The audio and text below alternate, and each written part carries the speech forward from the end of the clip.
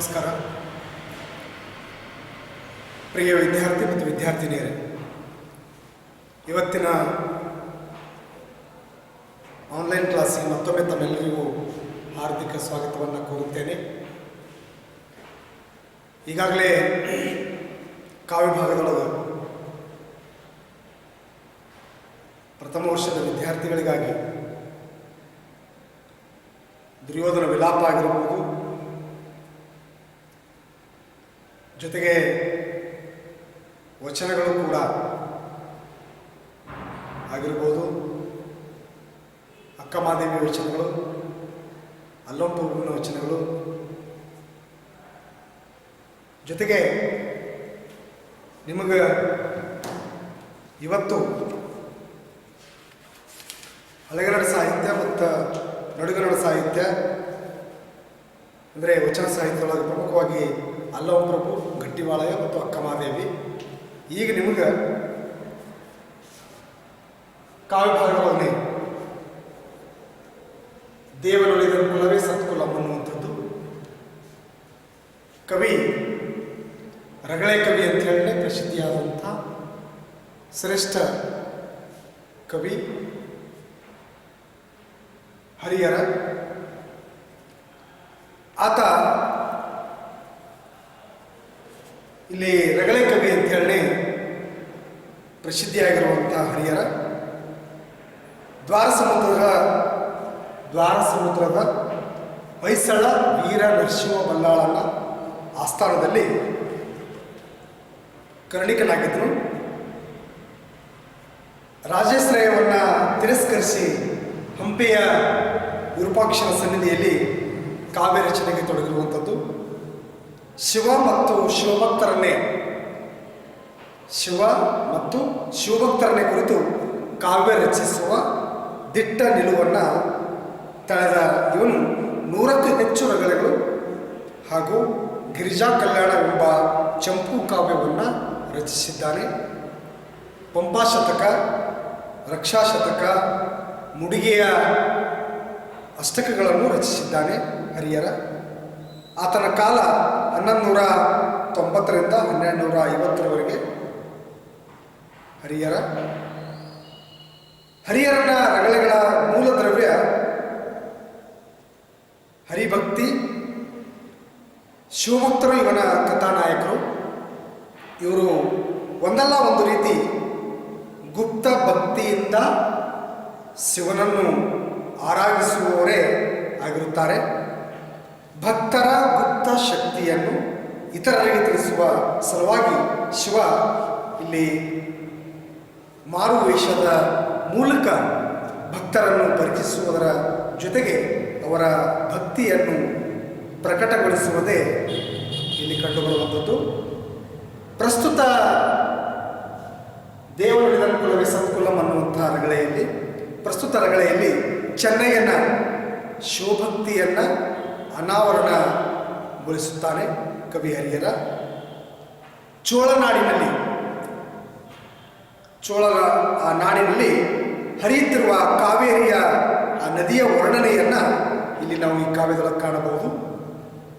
ಅರಸನ ಮತ್ತು ಆಳಿನ ಮುಖಾಮುಖಿಯ ಜೊತೆಗೆ ಸರಳ ಭಕ್ತಿನೇ ಮುಖ್ಯವಾಗಿ ಈ ಕಾವ್ಯದಲ್ಲಿ ಹೇಳುವಂಥ ಉದ್ದೇಶ ಏನಂದ್ರೆ, ಇಲ್ಲಿ ಅರಸ ಆಗಿರ್ಬೋದು, ಆಳ ಆಗಿರ್ಬೋದು, ಅದಕ್ಕಿಂತಲೂ ಪ್ರಮುಖವಾಗಿ ಇಲ್ಲಿ ಸರಳ ಭಕ್ತಿನೇ ಇಲ್ಲಿ ಪ್ರಮುಖ, ಸರಳ ಭಕ್ತಿನೇ ಶ್ರೇಷ್ಠ ಅಂತೇಳಿ ಸಾರುವಂಥ ಒಂದು ವಿಚಾರ ಕವಿ ರಗಳೆ ಕವಿ ಅಂತೇಳಿ ಪ್ರಸಿದ್ಧಿಯಾದಂಥ ಹರಿಹರ ತನ್ನ ದೇವನುಳಿದ ಕುಲವೇ ಸತ್ಕುಲಂ ಅನ್ನುವಂಥ ಕಾವ್ಯದೊಳಗೆ ದೇವನುಳಿದ ಅಂದರೆ ದೇವರೇ ಒಲಿದ ಮೂಲಕ ಯಾವ ಜಾತಿ, ಯಾವ ಕುಲ, ಯಾವ ಮತ ಅನ್ನುವಂಥ ಒಂದು ಸಂದರ್ಭ ಈ ರಗಳೆ ಒಳಗೆ ಕವಿ ಹರಿಹರ ತುಂಬ ಅರ್ಥಪೂರ್ಣವಾಗಿ ಆ ಕಾವ್ಯವನ್ನು ಕಟ್ಟಿಕೊಳ್ಳಕ್ಕೆ ಕವಿ ಇಲ್ಲಿ ಪ್ರಯತ್ನ ಮಾಡಿರುವಂಥದ್ದು ಕಂಡು ಬರ್ತದೆ.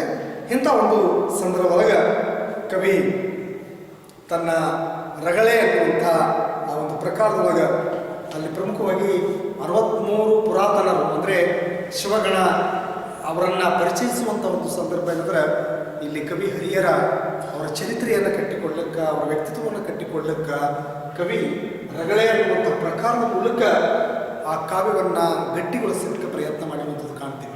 ಇಂಥ ಒಂದು ಸಂದರ್ಭದೊಳಗೆ ಹರಿಹರ ಬಹಳ ವಿಶಿಷ್ಟ ಕವಿಯಾಗಿರುವಂಥದ್ದು ನಾವು ಕಾಣ್ತೇವೆ.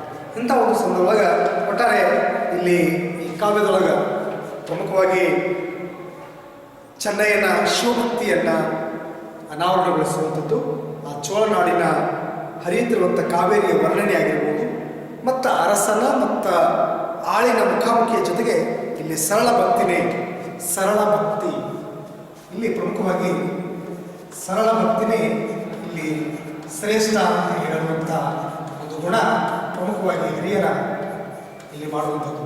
ಇಂಥ ಒಂದು ಸಂದರ್ಭದೊಳಗೆ ಇಲ್ಲಿ ಇಂಥ ಒಂದು ಸಾರುವಂಥ ವಿಚಾರ ಈ ಕಾವ್ಯದೊಳಗೆ ಕಂಡು ಬರುವಂಥದ್ದು. ಹೀಗಾಗಿ ಇಲ್ಲಿ ಈ ಸೃಷ್ಟಿಯಲ್ಲಿ ಭಿನ್ನ ಭೇದಗಳಿರುವುದಿಲ್ಲ. ಸೃಷ್ಟಿ ಪ್ರಕೃತಿ ನೋಡಿರು, ಯಾವುದೇ ಜಾತಿ ಮತ ಪಂಥ ಊರ ಕೇರಿ ಏನೂ ಇಲ್ಲ. ನಿಜಕ್ಕೂ ಪ್ರಕೃತಿ ಸಮಾನತೆಯನ್ನೇ ಬೇಯಿಸ್ತದೆ. ಸಹಜವಾಗಿ ಗಾಳಿ ಎಲ್ಲರಿಗೂ ಬಡವಾಗಿರ್ಬೋದು, ಶ್ರೀಮಂತ ಆಗಿರ್ಬೋದು, ಕೆಳವರ್ಗ ಇರಲಿ ಮೇಲ್ವರ್ಗ ಇರಲಿ, ಹಳ್ಳಿದವರಿರಲಿ ಪಟ್ಟಣದವರಿರಲಿ, ಯಾರೇ ಇರಲಿ, ಪ್ರಕೃತಿ ಅನ್ನುವಂಥದ್ದು ಏನು ಮಾಡ್ತಂದ್ರೆ ಎಲ್ಲರಿಗೂ ಸಮಾನತೆಯನ್ನು ಕಲ್ಪಿಸಿಕೊಡ್ತದೆ.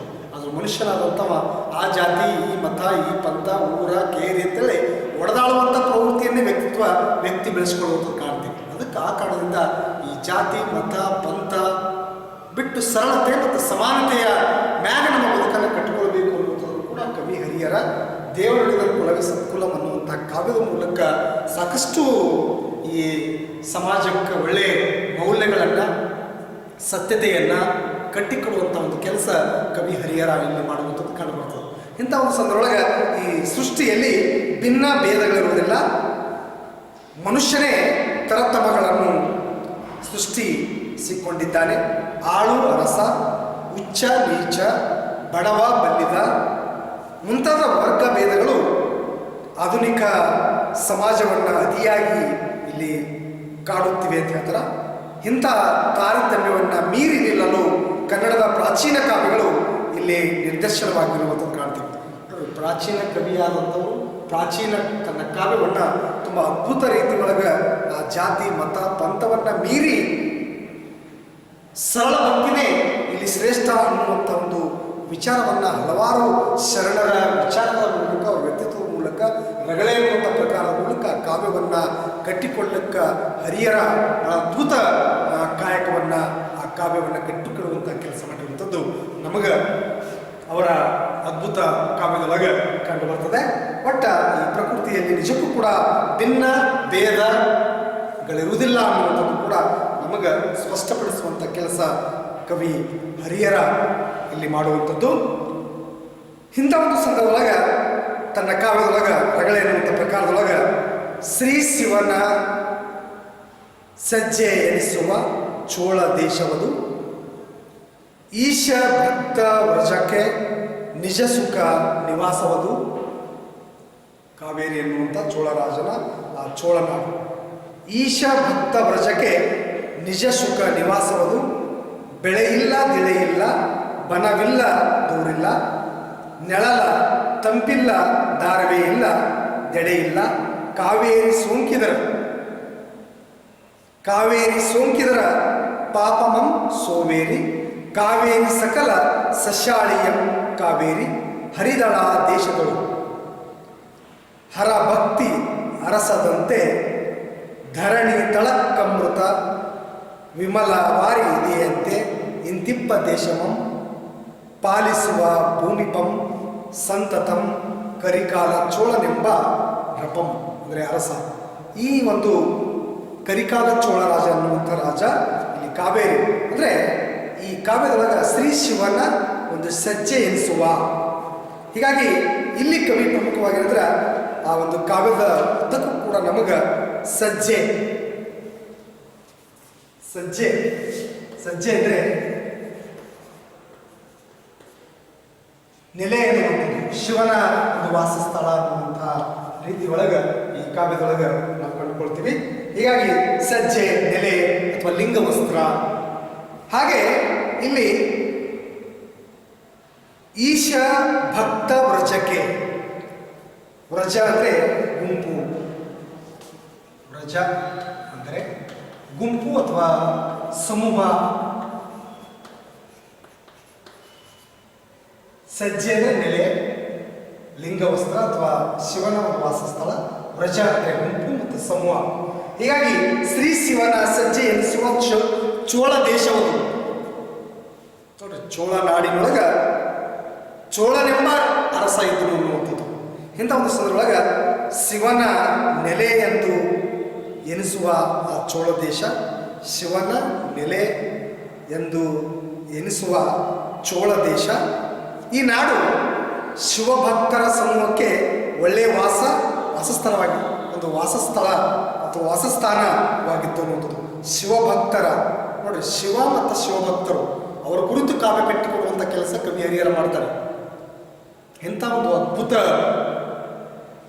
ಮೌಲ್ಯಗಳನ್ನು ಕಟ್ಟಿಕೊಡುವಂಥ, ಸರಳತೆಯನ್ನು ಕಲ್ಪಿಸಿಕೊಡುವಂಥ, ವಿಶೇಷವಾಗಿ ಸರಳತೆ ಅಥವಾ ಸರಳ ಭಕ್ತಿನೇ ಶ್ರೇಷ್ಠ ಅನ್ನುವಂಥದ್ದನ್ನು ಹೆಚ್ಚಾಗಿ ಪ್ರತಿಬಿಂಬಿಸುವಂಥ, ತಿಳಿಸಿಕೊಡುವಂಥ ಒಂದು ವ್ಯಕ್ತಿತ್ವ ಕವಿ ಹರಿಹರ. ರಾಜಾಶ್ರಯವನ್ನು ಬಿಟ್ಟು ಹಂಪೆಯ ವಿರೂಪಾಕ್ಷನ ಸನ್ನಿಧಿಯಲ್ಲಿ ಇದ್ದುಕೊಂಡು ಒಳ್ಳೆ ಕಾವ್ಯಗಳನ್ನು ಕಟ್ಟಿಕೊಳ್ಳಲಿಕ್ಕೆ ಇಲ್ಲಿ ಕವಿ ಹರಿಹರ ಪ್ರಯತ್ನ ಮಾಡ್ತಾನೆ. ಇಂಥ ಒಬ್ಬ ಪ್ರಾಚೀನ ಕವಿ ಹರಿಹರ. ಹೀಗಾಗಿ ಒಟ್ಟಾರೆ ಶಿವನ ನೆಲೆಯದ್ದು ಅಲ್ಲಿ ಎನಿಸುವ ಆ ಚೋಳ ದೇಶ, ಈ ನಾಡು ಶಿವಭಕ್ತರ ಸಮೂಹಕ್ಕೆ ಒಳ್ಳೆಯ ವಾಸಸ್ಥಾನವಾಗಿತ್ತು. ಮತ್ತು ಸಮೃದ್ಧ ಮತ್ತು ಅಲ್ಲಿ ಅಂದ್ರೆ ತುಂಬ ತಂಪಾದ ಕಾವೇರಿಯ ನದಿ ಆ ಒಂದು ದೇಶದಲ್ಲಿ ಹರಿಭಕ್ತಿ ರಸದಂತೆ ಹರಿಯತಿತ್ತು ಅನ್ನುವಂಥದ್ದು. ಇಂಥ ಒಂದು ಪವಿತ್ರ ನಾಡಿನೊಳಗೆ ಇಂಥ ಒಂದು ಕರಿಕಾಲ ಅರಸ, ಚೋಳ ದೇಶ, ಆ ಚೋಳನೆಂಬ ರಾಜ. ಹೀಗಾಗಿ ಇಂಥ ಒಂದು ಪವಿತ್ರ ನಾಡಿನೊಳಗೆ ನಿರಂತರ ಆ ಒಂದು ಕರಿಕಾಲ ಚೋಳ ರಾಜ ನಿರಂತರವಾಗಿ ಏನಂದ್ರೆ ಆ ಕರಿಕಾಲ ಚೋಳ ರಾಜ ಆ ಒಂದು ಚೋಳ ದೇಶವನ್ನು ಆಳ್ತಾ ಇದ್ದನು ಅರಸ, ಚೋಳನೆಂಬ ಅರಸ. ಹೀಗಾಗಿ ನಿರಂತರವಾಗಿ ಅಲ್ಲಿ ಆ ಕರಿಕಾಲ ಚೋಳ ರಾಜ ಆತ ಆ ಸಾಮ್ರಾಜ್ಯವನ್ನು ಆಳ್ತಾ ಇದ್ದನು ಅನ್ನುವಂಥದ್ದು ಕೂಡ ನಾವು ಕಾಣ್ತೀವಿ. ಇಂಥ ಒಂದು ಸಂದರ್ಭದೊಳಗೆ ಇಲ್ಲಿ ಒಟ್ಟ ವ್ರಜದ ಗುಂಪು ಸಮೂಹ, ಹಾಗೆ ಇಲ್ಲಿ ಅರವೆ ಅಂದರೆ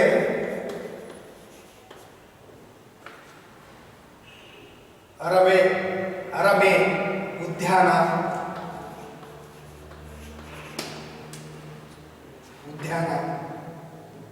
ಹಾಗೆ ಇಲ್ಲಿ ಕಾವೇರಿ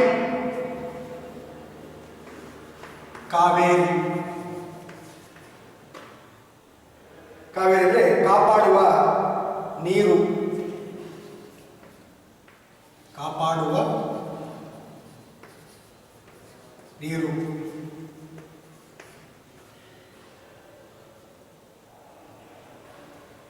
ಸೋವೇರಿ ಪಾಪ ನಿವಾರಿಸುವ ತೀರ್ಥ, ಸೋವೇರಿ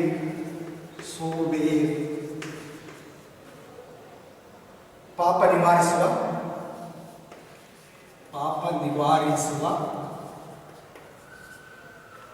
ನಿವಾರಿಸುವ ತೀರ್ಥ. ಇಂಥ ಅದ್ಭುತ ಒಂದು ಸ್ಥಳ ಆ ಚೋಳ ದೇಶದೊಳಗೆ ಚೋಳ ಅಪನೆಂಬ ಅರಸ ಇದ್ದನು ಅನ್ನೋದು ಕೂಡ ಕಾಣ್ತೀವಿ. ಹೀಗೆ ಇಲ್ಲಿ ಪ್ರಮುಖವಾಗಿ ಇವೆಲ್ಲವೂ ಕೂಡ ಈ ಕಾವ್ಯದ ಒಂದು ಸಾಲುಗಳಿಂದ ನಮಗೆ ಬಹಳ ಅದ್ಭುತವಾಗಿ ಕವಿ ಹರಿಹರ ಆ ಒಂದು ಸರಳತೆಯನ್ನು, ಆ ನಾಡಿನ ವೈಭವವನ್ನು, ಅಲ್ಲಿರುವಂಥ ಗುಡ್ಡಗಾಡುಗಳನ್ನು, ಅಲ್ಲಿರುವಂಥ ಕಾವೇರಿ ಆ ಹರಿಯುವ ನದಿಯನ್ನು, ಅಲ್ಲಿರುವ ಇಡೀ ಪ್ರಕೃತಿಯ ಸೌಂದರ್ಯವನ್ನು ಕಟ್ಟಿಕೊಡುವಂಥ ಕೆಲಸ ಇಲ್ಲಿ ಹರಿಹರ ತನ್ನ ಕಾವ್ಯದ ಉದ್ದಕ್ಕೂ ಕೂಡ ಇಲ್ಲಿ ಮಾಡುವಂಥದ್ದು ಕಂಡುಬರ್ತದೆ. ಒಟ್ಟಾರೆ ಕಾವೇರಿಯ ನದಿ ಆ ಒಂದು ದೇಶದೊಳಗೆ ಹರಿಭಕ್ತಿ ರಸದಂತೆ ಹರಿಯತಿತ್ತು ಅಂತ ಹೇಳ್ತಾರೆ. ಅಷ್ಟರ ಮಟ್ಟಿಗೆ ಇಲ್ಲಿ ಶಿವ ಮತ್ತು ಶಿವಭಕ್ತರನ್ನು ಒಂದುಗೂಡಿಸುವಂಥ ಒಂದು ವ್ಯವಸ್ಥೆ, ಸ್ಥಳ, ಅಂಥ ಒಂದು ವೈಭವ ಉಳ್ಳಂಥ ಸಂಪದ್ಭರಿತವಾದಂಥ ಪ್ರದೇಶ ಆ ಒಂದು ನಾಡು, ಆ ಚೋಳ ದೇಶ ಇತ್ತು ಅನ್ನುವಂಥದ್ದು ಕವಿ ತನ್ನ ರಗಳೆ ಅನ್ನುವಂಥ ಪ್ರಕಾರದ ಮೂಲಕ ಹಿಡಿದಿಡುವಂಥ, ಗಟ್ಟಿಗೊಳಿಸುವಂಥ, ತಿಳಿಸಿಕೊಡುವಂಥ, ವಿಶೇಷವಾಗಿ ಸರಳ ಭಕ್ತಿನೇ ಶ್ರೇಷ್ಠ ಅನ್ನುವಂಥದ್ದನ್ನು ವ್ಯಕ್ತಪಡಿಸುವಂಥ, ತಿಳಿಸಿಕೊಡುವಂಥ ಮಹತ್ವದ ಕೆಲಸವನ್ನು ಹರಿಹರಲ್ಲಿ ಮಾಡ್ತಾ ಇರುವಂಥದ್ದು ಕಂಡು ಬರ್ತದೆ. ಇಂಥ ಒಂದು ಸಂದರ್ಭದೊಳಗೆ ಆ ಒಂದು ದೇಶದಲ್ಲಿ ಹರಿಭಕ್ತಿ ರಸದಂತೆ ಹರಿಯತಿತ್ತು ಕಾವೇರಿ ನದಿ. ಇಂಥ ಒಂದು ಪವಿತ್ರ ನಾಡು ಅಂತ ಹೇಳ್ತಾರೆ ನೋಡಿ. ನಾಡು ಪವಿತ್ರವಾದಂಥದ್ದು, ಅಲ್ಲಿ ಶಿವನು, ಶಿವಭಕ್ತನು, ಮತ್ತು ಅಲ್ಲಿರುವಂಥ ಜನರು, ಅಲ್ಲಿರುವಂಥ ಸಂಪತ್ತು, ಅಲ್ಲಿರುವಂಥ ನೀರ, ಅಲ್ಲಿರುವಂಥ ಗಾಳಿ, ಅಲ್ಲಿರುವಂಥ ನೀರು, ಅಲ್ಲಿರುವಂಥ ಆಹಾರ, ಪ್ರತಿಯೊಂದನ್ನು ಕೂಡ ಇಲ್ಲಿ ಏನಾದರೆ ಕವಿ ಅತ್ಯಂತ ಸಂಪದ್ಭರಿತವಾದದ್ದು, ಪವಿತ್ರವಾದ ಚೋಳರಾಜ ಇಲ್ಲಿ ಏನಂದ್ರೆ ಆ ದೇಶವನ್ನು ಪಾಲಿಸುವಂಥ ಭೂಮಿಪಂ ಸಂತತಂ ಕರಿಕಾಲ ಚೋಳನೆಂಬ ನೃಪ ಅಂದರೆ ಅರಸ ಆಳ್ತಾ ಇದ್ದನು. ನಿರಂತರವಾಗಿ ಕರಿಕಾಲ ಚೋಳರಾಜ ಆ ಒಂದು ಸಾಮ್ರಾಜ್ಯವನ್ನು ಆ ರಾಜ ಆಳ್ತಾ ಇದ್ದನು ಅನ್ನುವಂಥದ್ದು ಈ ಕಾವ್ಯದಿಂದ ನಮಗೆ ಕಂಡು ಬರ್ತದೆ. ಹಾಗೆ ಮುಂದಿನ ಆ ಕಾವ್ಯದ ಸಾಲಿನೊಳಗೆ ಆ ಚೋಳ ರಾಜನೊಪ್ಪುವ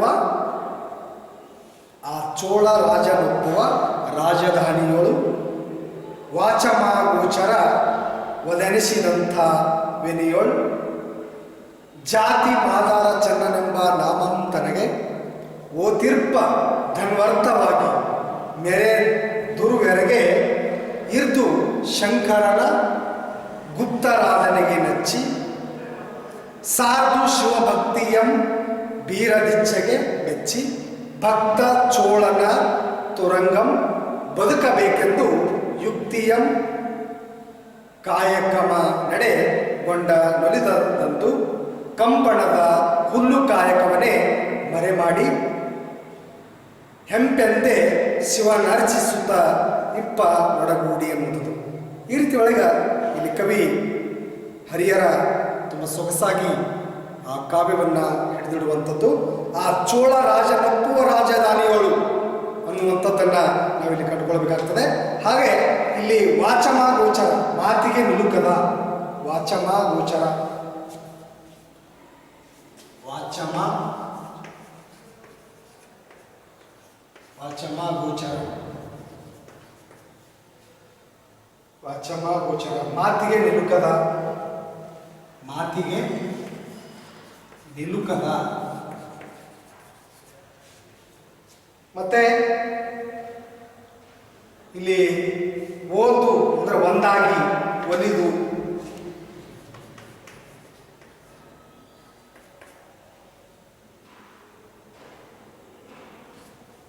ಓದು ಅಂದ್ರೆ ಒಂದಾಗಿ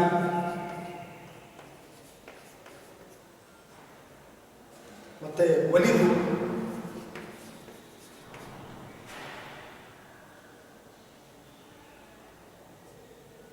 ಹಾಗೆ ಇಲ್ಲಿ ಬಿರದ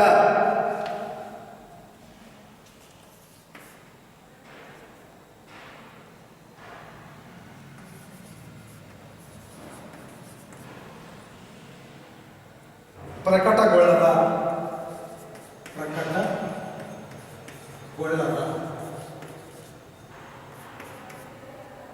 ಇವೆಲ್ಲ ನಿಮಗೆ ಪರೀಕ್ಷೆ ಶಬ್ದಾರ್ಥ ಅಥವಾ ಅರ್ಥ ಬರೀರಿ, ನಾನಾ ಅರ್ಥ ಬರೀರಿ ಅನ್ನುವಂಥ ಸಂದರ್ಭದೊಳಗೆ ಇವೆಲ್ಲ ನಿಮಗೆ ಅನುಕೂಲ ಆಗ್ತದೆ. ಹೀಗಾಗಿ ಬಿರದ, ಪ್ರಕಟಗೊಳ್ಳದ, ಕಂಪಣ ಅಂದರೆ ಮೇವು, ಕಂಪಣ ಮೇವು.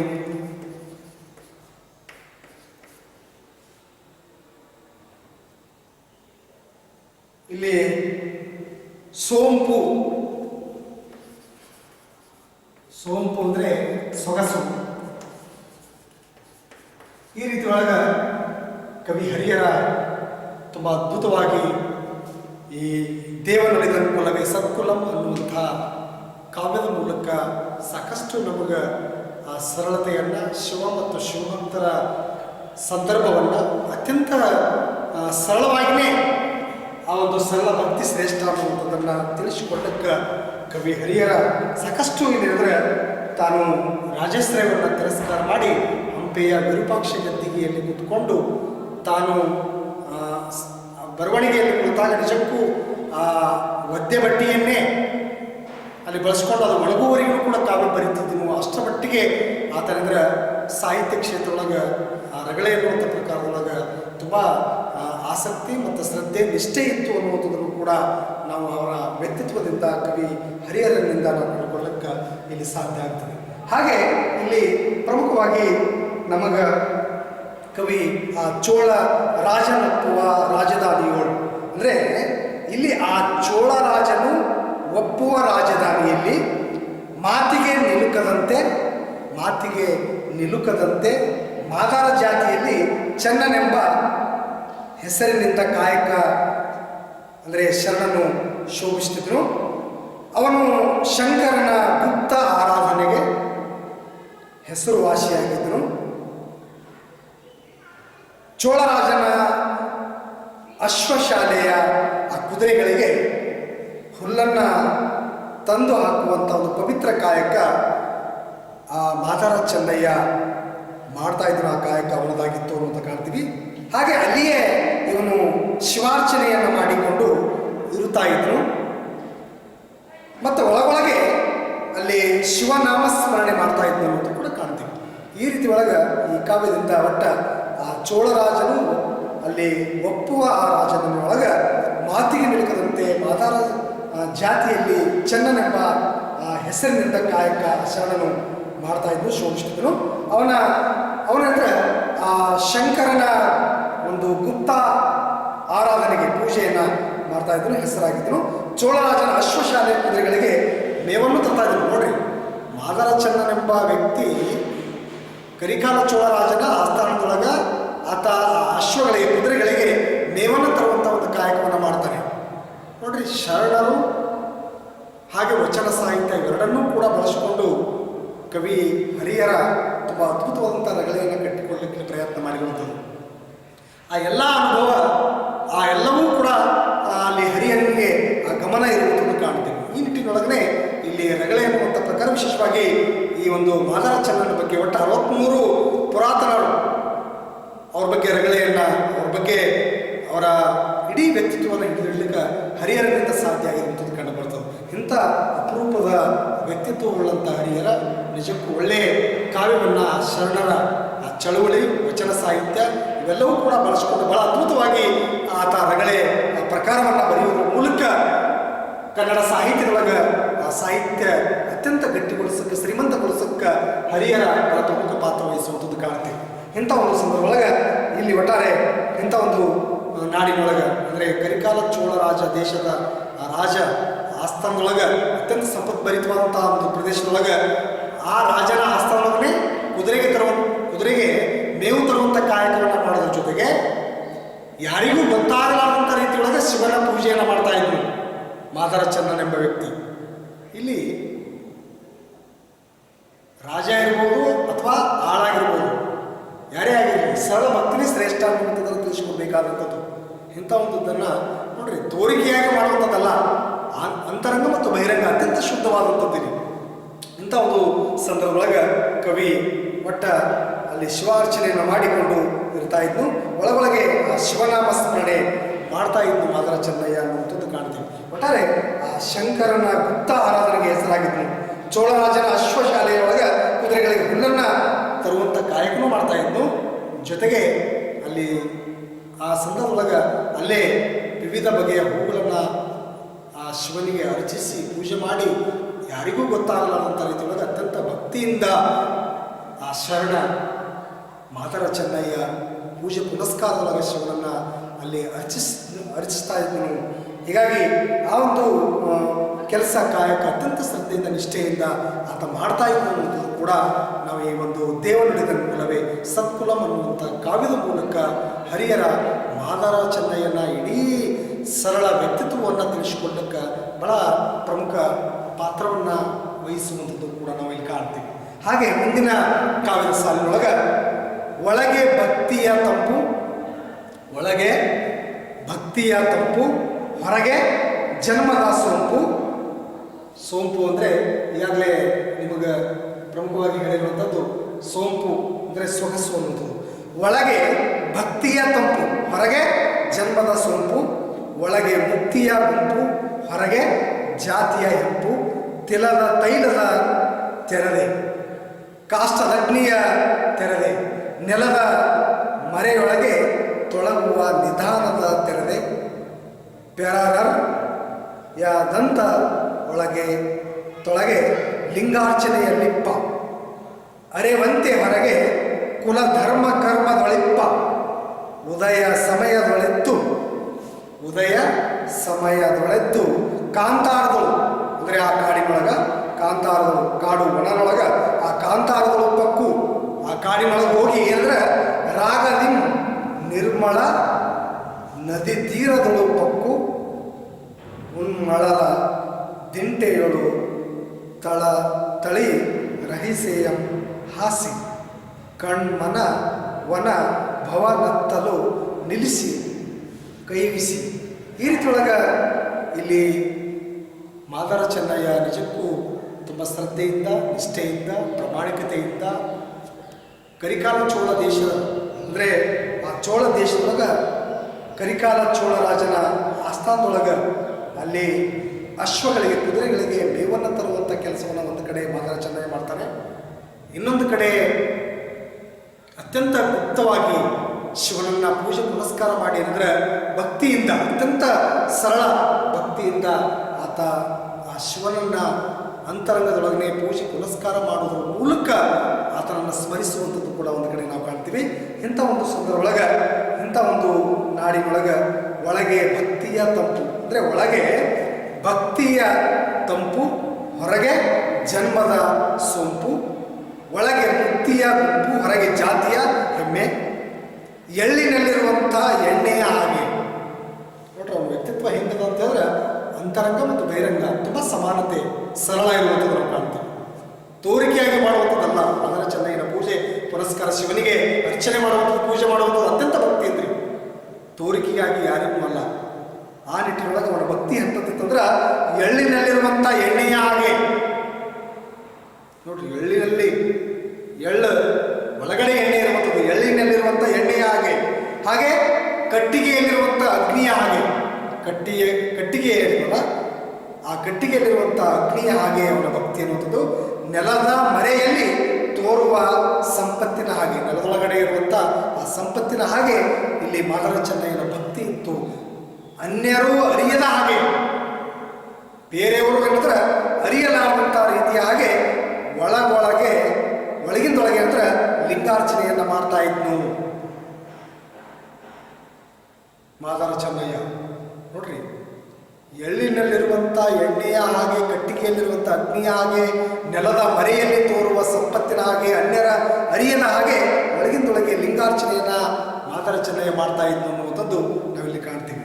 ಈ ರೀತಿ ಒಳಗೆ ಒಟ್ಟ ಆ ಹುಲ್ಲು ತರುವ ಕಾಯಕವನ್ನು ಮಾಡಿಕೊಂಡು ಆತ ಇದ್ದನು. ಹಾಗೆ ಬೆಳಗಿನ ಆ ಒಂದು ಜಾವದಲ್ಲಿ ಎದ್ದು ಅಡವಿಯ ಒಳಗಳಿಗೆ ಅಲ್ಲಿ ಪ್ರವೇಶಿಸಿ ಸಂತೋಷದಿಂದ ಏನಂದ್ರೆ ಆ ನದಿ ತೀರದಲ್ಲಿ ಹೊಕ್ಕು ಹುಲ್ಲಿನ ಹಾಸಿಗೆಯ ಆಸೆ, ಕಣ್ಣು ಹಾಗೂ ಅಲ್ಲಿ ಮನಸ್ಸಿನಲ್ಲಿ ಶಿವನ ಧ್ಯಾನವನ್ನು ಅಲ್ಲಿ ಮಾದಾರ ಚೆನ್ನಯ್ಯ ಮಾಡ್ತಿದ್ನು ಅನ್ನುವಂಥದ್ದು ಈ ಕಾವ್ಯದ ಒಂದು ಸಾಲಿನಿಂದ ನಮ್ಗೆ ಕಂಡು ಬರ್ತದೆ.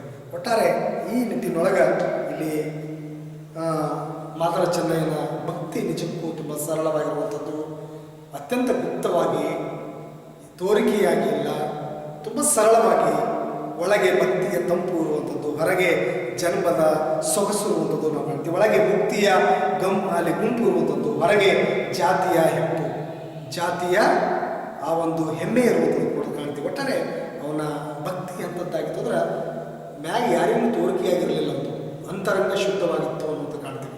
ಹಾಗೆ ಆ ಎಳ್ಳಿನಲ್ಲಿರುವಂಥ ಎಣ್ಣೆಯ ಹಾಗೆ, ಕಟ್ಟಿಗೆಯಲ್ಲಿರುವಂಥ ಅಗ್ನಿಯ ಹಾಗೆ, ನೆಲದ ಮರೆಯಲ್ಲಿ ತೋರುವ ಆ ಸಂಪತ್ತಿನ ಹಾಗೆ, ಅನ್ಯರು ಅರಿಯದ ಹಾಗೆ ಒಳಗಿಂದೊಳಗೆ ಆ ಲಿಂಗಾರ್ಚನೆಯನ್ನು ಮಾಡ್ತಾ ಇದ್ದು ಅನ್ನೋದು ಕೂಡ ನಾವಿಲ್ಲಿ ಕಂಡುಕೊಳ್ಳಕ್ಕೆ ಸಾಧ್ಯ ಆಗ್ತದೆ.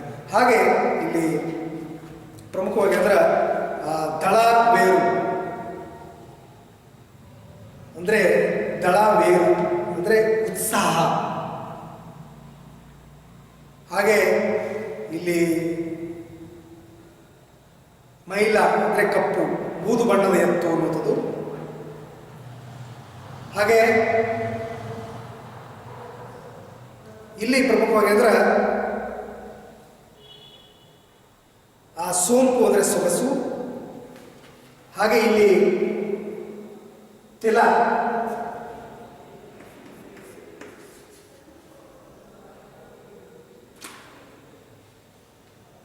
ತಿಲ ಅಂದರೆ ಎಳ್ಳು. ಅರ್ಥ ಬರೀ ಅಂತ ಕೇಳಿದಾಗ ತಿಲ ಅಂದರೆ ಎಳ್ಳು, ಕಾಷ್ಟ ಅಂದರೆ ಕಟ್ಟಿಗೆ, ಕಾಷ್ಟ ಅಂದರೆ ಕಟ್ಟಿಗೆ.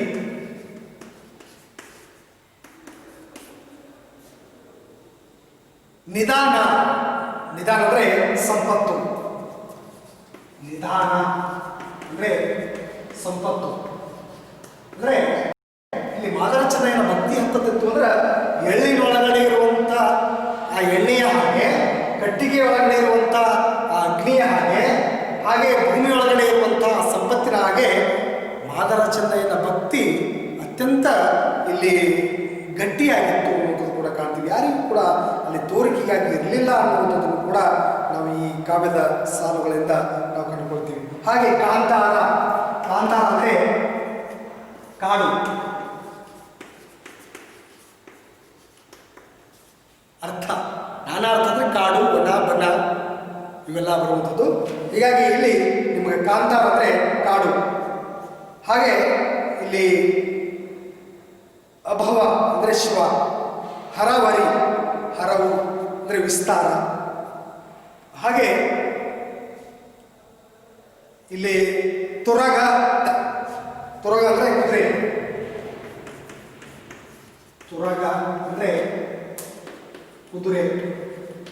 ಅಂದರೆ ಮಾದರ ಚೆನ್ನಯ್ಯ ಚೋಳರಾಜನ ಆಸ್ಥಾನದೊಳಗೆ, ಆ ರಾಜನ ಆಸ್ಥಾನದೊಳಗೆ ಅಶ್ವ ಅಂದರೆ ಕುದುರೆಗಳಿಗೆ ಮೇವನ್ನು ತರುವಂಥ ಕಾಯಕವನ್ನು ಮಾಡ್ತಾ ಇದ್ದಾರೆ. ತುರಗ ಅಂದರೆ ಕುದುರೆ, ಕುದುರೆಗಳಿಗೆ ಮೇವನ್ನು ತರುವಂಥ ಕೆಲಸವನ್ನು ಮಾದರ ಚೆನ್ನಯ್ಯ ಅತ್ಯಂತ ಶ್ರದ್ಧೆಯಿಂದ, ನಿಷ್ಠೆಯಿಂದ, ಪ್ರಾಮಾಣಿಕತೆಯಿಂದ ಆ ಕೆಲಸವನ್ನು ಕೂಡ ಅತ್ಯಂತ ಸಮರ್ಪಕವಾಗಿ ಮಾಡ್ತಾ ಇದ್ದರು. ಜೊತೆಗೆ ಶಿವನನ್ನು ಕೂಡ ಸ್ಮರಿಸ್ತಾ ಇದ್ದರು. ಅದು ತೋರಿಕೆಯಾಗಿ ಇರಲಿಲ್ಲ.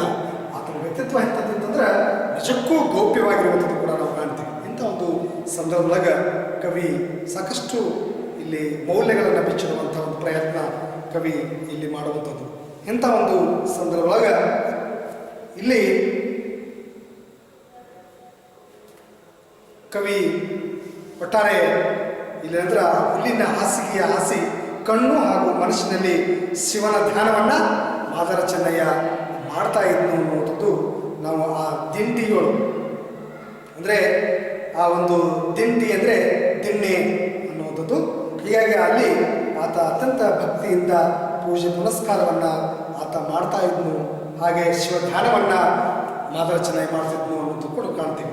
ಹಾಗೆ ಮುಂದಿನ ಕಾವ್ಯದೊಳಗೆ ಇಲ್ಲಿ ತಂದು ಸಿಂಹಾಸನದ ಮೇಲೆ ವಿಜಯಂಗೈಸಿ ಸಂದಿಣಿಪ ನೇಹದಿ ಪೊರೈಸಿ ಹಾರೈಸಿ ಪರಿಮಳದ ತಿರುಳನಿಪ ಮೊಲ್ಲೆ ಮಲ್ಲಿಗೆಗಳ ಹರವರಿಯ ಕಂಪಿಡುವ ಸಂಪಿಗೆಯ ಅರಗಳಿಗಳಿಂ ಸಂಪಿಗೆಯ ಎರ ಅಳ್ಗಳಿಂ ಮರುಗ ಧವನಂ ಪಚ್ಚೆ ಪಡ್ಡಳಿಯ ಪೊಗಳಿಂ ಸುರಿಗಿ ಸುರವನ್ನೆ ಚಂಗಡಿಗಿಲೆಯ ಪೊಗಳಿಂ ಸಂಗಡಿಸಿ ಸಿಂಗರಿಸಿ ಹೊಂಗಿ ಹೊರೆ ಏರುತಂ ಲಿಂಗ ಪೂಜೆಗಳೊಳಗೆ ಮನವಿಟ್ಟು ಮೀರುತಂ ಬಂದು ತೃಣಜಾಲಮಂ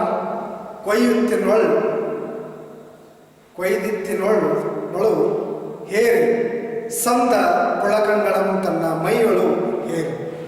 ಈ ರೀತಿ ಒಳಗೆ ಇಲ್ಲಿ ತಂದು ಸಿಂಹಾಸನದ ಮೇಲೆ ಅಂದರೆ ಪರಿಮಳದ ತಿರುಳು ಮೊಲ್ಲೆ ಮಲ್ಲಿಗೆಗಳನ್ನು ಕಂಪು ಹರಡಿರುವ ಸಂಪಿಗೆಯ ಹೂಗಳಿಂದ ಮರುಗ ಧವನ ಕೆಂಪು ಜಾಜಿಯ ಹೂಗಳಿಂದ ಸಿಂಗಾರವನ್ನು ಮಾಡಿ ಆನಂದ ಇಲ್ಲಂದ್ರೆ ಪಡುತ್ತಾ ಲಿಂಗ ಪೂಜೆಯಲ್ಲಿ ಮಾದರ ಚೆನ್ನಯ್ಯ ಮುಳುಗ್ತಾ ಇದ್ದು ಅಂತ ಕಾಣ್ತೀವಿ. ಅಂದರೆ ಪರಿಮಳದ ತಿರುಳೆ ಮಲ್ಲಿಗೆಗಳನ್ನು ಕಂಪು ಹರಡಿರುವಂಥ ಸಂಪಿಗೆಯ ಹೂಗಳಿಂದ ಮರುಗ ಧವನ ಕೆಂಪು ಜಾಜಿಯ ಹೂಗಳಿಂದ ಸಿಂಗಾರವನ್ನು ಮಾಡಿ ಆನಂದವನ್ನು ಪಡ್ತಾ ಇದ್ದ, ಲಿಂಗ ಪೂಜೆಯಲ್ಲಿ ಮುಳುಗ್ತಾ ಇದ್ದ ಅನ್ನುವಂಥದ್ದು ನಾವಿಲ್ಲಿ ಕಾಣ್ತೀವಿ.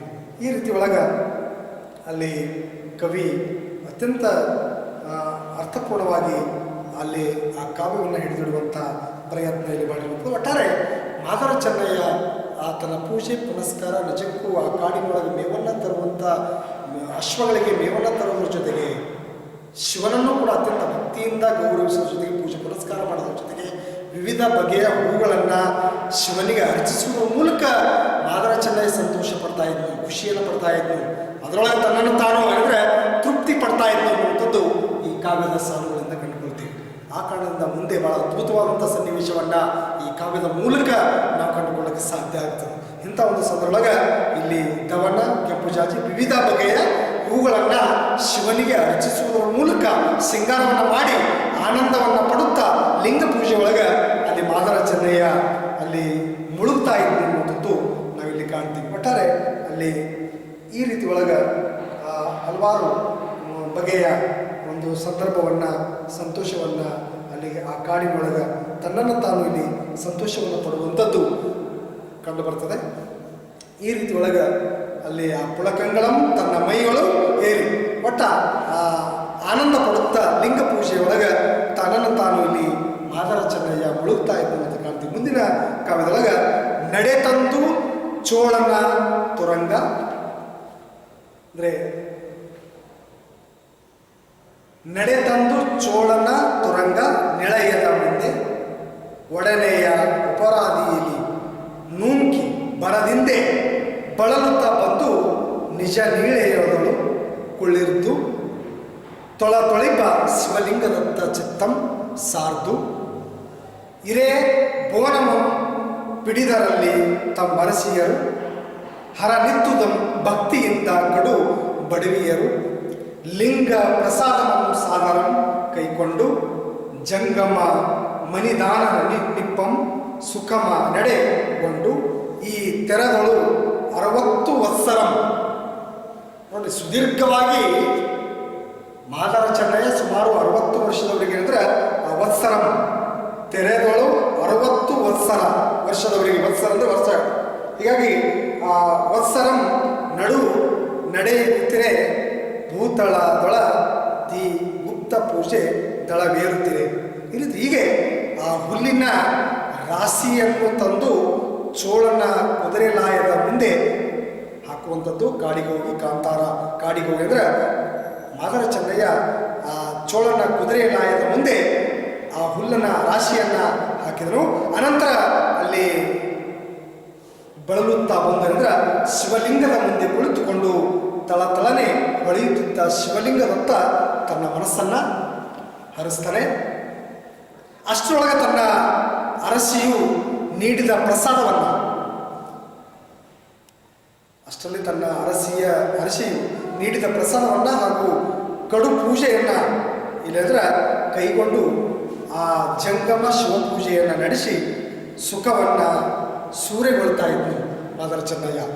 ಈ ರೀತಿಯಲ್ಲಿ ಏನಂದ್ರೆ ಸತತ 60 ವರ್ಷಗಳ ಕಾಲ ಏನಂದ್ರೆ ಆತ ಪೂಜೆಯನ್ನು ನಡೆಸಿರುವಂಥದ್ದು ಕೂಡ ಕಾಣ್ತೀವಿ. ಈ ರೀತಿ ಒಳಗೆ ಅಲ್ಲಿ ನಾವು ಆ ಸಾದರ, ತುರಾಗ ಅಂದರೆ ಕುದುರೆ, ಸಾದರ ಅಂದ್ರೆ ಅದರ, ಹಾಗೆ ವತ್ಸರ ಅಂದರೆ ಇಲ್ಲಿ ವರ್ಷ, ವತ್ಸರ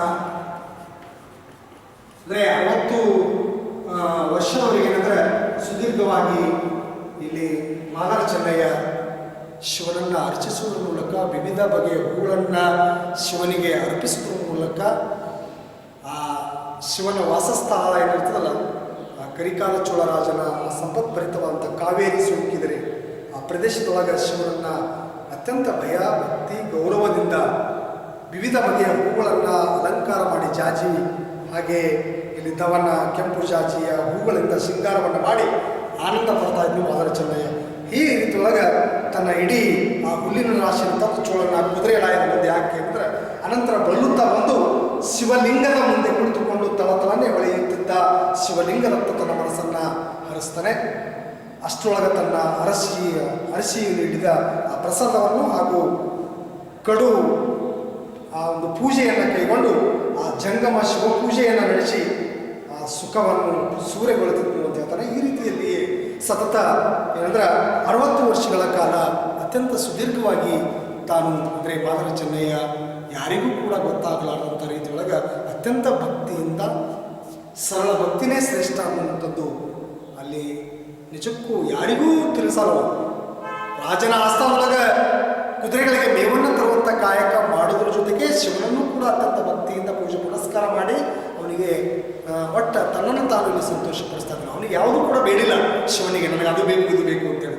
ಅಂಥ ಒಂದು ಬಡತನದೊಳಗನೆ ಕಷ್ಟದಲ್ಲಿಯೇ ಅಲ್ಲಿ ಆ ಕುದುರೆಗಳಿಗೆ ಮೇವನ್ನು ತರುವಂಥ ಕೆಲಸ ರಾಜನ ಆಸ್ಥಾನವನ್ನು ಮಾಡ್ತಾ ಇದ್ದು, ಜೊತೆಗೆ ಶಿವನನ್ನು ಅತ್ಯಂತ ಭಕ್ತಿಯಿಂದ ಪೂಜೆಯನ್ನು ವಿವಿಧ ಬಗೆಯ ಹೂಗಳನ್ನು ಅಲಂಕಾರ ಮಾಡಿ ಶೃಂಗಾರಗೊಂಡು ಶೃಂಗರಿಸಿ ತಾನು ಸಂತೋಷ ಪಡ್ತಾ ಇದ್ದು ಸುದೀರ್ಘವಾಗಿ 60 ವರ್ಷಗಳ ಕಾಲ ಅನ್ನೋದು ಇಂಥ ಒಂದು ಅದ್ಭುತ ಕಾವ್ಯ ಕವಿ ಹರಿಹರ ತನ್ನ ಕಾವ್ಯದೊಳಗೆ ಕಟ್ಟಿಕೊಳ್ಳಕ್ಕೆ ಪ್ರಯತ್ನ ಮಾಡಿರುವಂತ ಕಾಣ್ತೀವಿ. ಒಟ್ಟಾರೆ ದೇವರುಗಳಿದ ಕುಲವೇ ಸತ್ಕುಲಂ, ದೇವನೇ ಒಲಿದ ಬಳಿಕ ಯಾವ ಕುಲ ಅನ್ನುವಂಥದ್ದು ಅವನೇ ಶ್ರೇಷ್ಠ, ಅವನೇ ಸತ್ಕುಲ ಉಳ್ಳುವಂಥವನು ಅನ್ನುವಂಥದ್ದನ್ನು ಮುಂದೆ ಆ ರಾಜ ಕರಿಕಾಲ ಚೋಳ ರಾಜ ಅವನ ಅಂದರೆ ಮಾದರ ಚೆನ್ನಯ್ಯನ ವ್ಯಕ್ತಿತ್ವವನ್ನು ಕಂಡುಕೊಂಡು ತಿಳಿಸ್ಲಿಕ್ಕೆ ಇಲ್ಲಿ ಪ್ರಯತ್ನ ನಡೀತದೆ. ಇಂಥ ಅದ್ಭುತವಾದಂಥ ಒಂದು ಕಾವ್ಯ ಕವಿ ಹರಿಹರ ರಚನೆ ಮಾಡಿದ್ದು ಕೂಡ ಕಾಣ್ತೀವಿ. ಉಳಿದ ಭಾಗವನ್ನು ಮುಂದಿನ ಕ್ಲಾಸ್ನಲ್ಲಿ ತೆಗೆದುಕೊಳ್ಳಲಾಗುವುದು.